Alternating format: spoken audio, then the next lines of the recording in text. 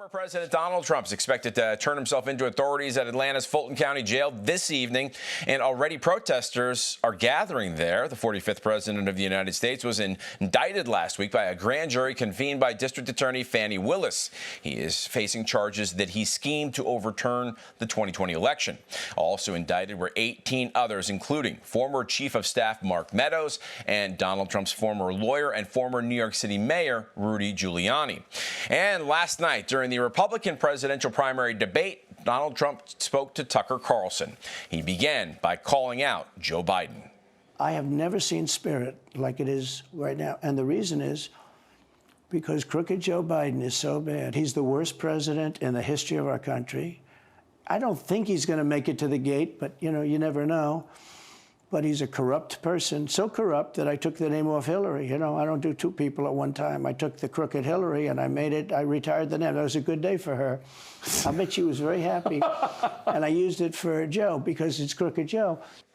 The 45th president also talked about the war in Ukraine and Joe Biden spending time at his Delaware beach house. Plus, the beach doesn't represent what a president's supposed to be doing. You're supposed to be working. You're supposed to be getting us out of that horrible, horrible war that we're very much involved in with Russia and Ukraine. You could do that. You could do that very easily. I believe you could do that I don't believe he could do it because he's just incompetent. But that's a war that should end immediately, not because of one side or the other, because hundreds of thousands of people are being killed. The entire 46-minute interview with the former president can be seen at tuckercarlson.com. Greg. Thursday night's first Republican primary debate offered a glimpse at each of the candidates' personalities and positions. Here are some of the highlights. The reality is more people are dying of bad climate change policies than they are of actual climate change. Governor Haley, are you bought and paid for? Down by 98% in the last century. Listen. I've had enough. I've had enough already tonight of a guy who sounds like ChatGPT standing up here. And the last person in one of these debates, Brett, who stood in the middle of the stage and said, "What's a skinny guy with an odd last name doing up here?" was Barack Obama, and I'm afraid we're dealing with the same type of amateur. This is exactly why Margaret Thatcher said, if you want something said, ask a man. If you want something done, ask a woman. Listen, now that everybody's gotten their memorized, pre-prepared slogans out of the way, we can actually have a real discussion now. The reality and the fact of the matter is... Is that one of yours? Not really, Mike, actually. We're just going to have some fun tonight. And the reality is, you have a bunch of people, professional politicians, super PAC puppets, following slogans handed over to them by their 400-page super PACs last week. The real choice we face in this primary is this. Do you want a super PAC puppet, or do you want a patriot who speaks the truth? Our country is in decline. This decline is not inevitable. It's a choice. We need to send Joe Biden back to his basement and reverse American decline. And it starts with understanding we must reverse Bidenomics so that middle-class families have a chance to succeed again. We cannot succeed as a country if you are working hard and you can't afford groceries, a car, or a new home, while Hunter Biden can make hundreds of thousands of dollars on lousy paintings. And last night, Victory News brought you post-debate analysis as well. Well, I think without a doubt, you have to say that this was the Vivek Ramaswamy show. Everyone was engaging with him, and he really did dominate the debate. I agree with Luke when you talk about Governor DeSantis. He may have had one or two good moments, but overall it wasn't a very breakout performance. The next Republican presidential debate is scheduled for September the 27th at the Ronald Reagan Presidential Library in Simi Valley, California. Let's bring in the president of WallBuilders.com, co-author of The American Story, Victory News contributor Tim Barton. Tim, welcome to Victory News. Thanks, Greg. Okay, the debate opened with a question about the #1 song in the land, Rich Men North of Richmond, and a loud response from the audience. Does that tell us anything about the electorate today?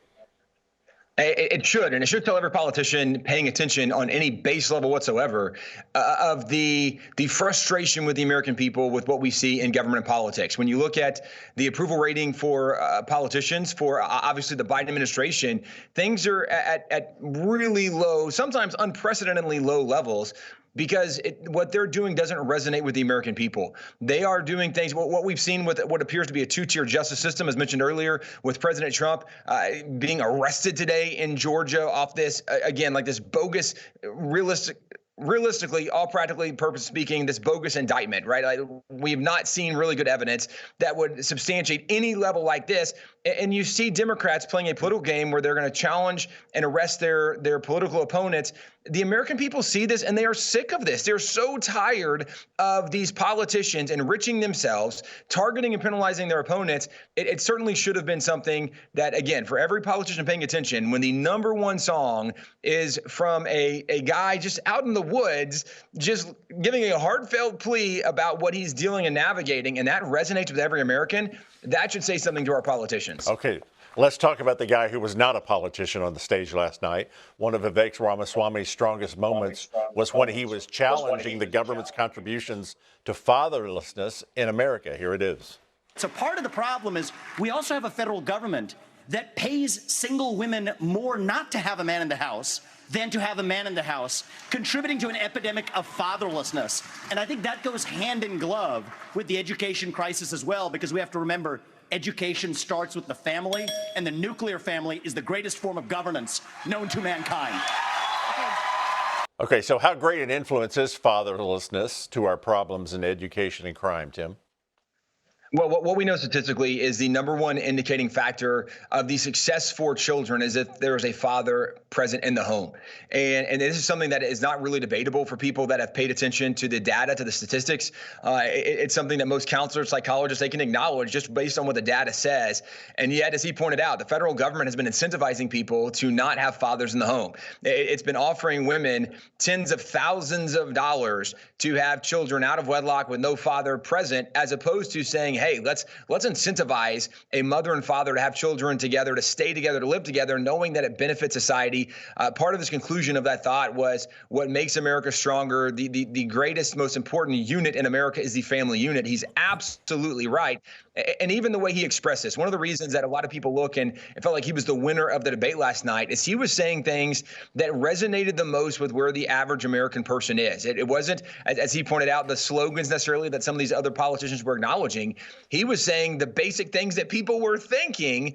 And one of the things that most Americans recognize is the importance of fathers in the home. Okay, let's talk about the average American for a moment. Tucker Carlson's interview with Donald Trump is approaching 190 million views, more than the total views of all mainstream interviews combined this year. He told Carlson why he chose not to join the debate. Here it is.